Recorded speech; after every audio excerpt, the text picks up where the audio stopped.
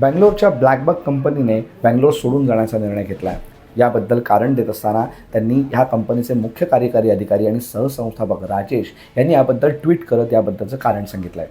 बंगळूरच्या outer ring रोडवरील खड्डे, तिकडचा होणारा धुळीचा त्रास यांमुळे आपल्याला सतत त्रास होतो आहे.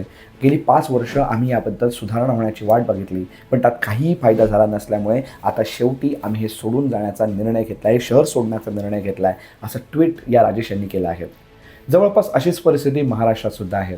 मध्यंतरी हिंजवडी परिसरातील अत्यंत प्रचंड अशा ट्रॅफिक जॅममुळे बऱ्याच कंपन्या हिंजवडी परिसर सोडून चालल्या आहेत, असं विधान खुद्द राज्याचे उपमुख्यमंत्री अजित पवार यांनी केलं होतं.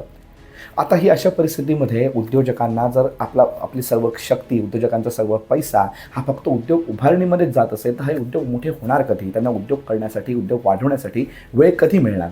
तसेच फक्त गुंतवणूक आणून चालत नाही, ते उद्योजकांना लागणाऱ्या सर्व पायाभूत सुविधा अतिशय चांगल्या दर्जाच्या असायला लागतात आणि त्याचप्रमाणे तसं उद्योजकांसाठी पूरक वातावरणही तयार करावं लागतं.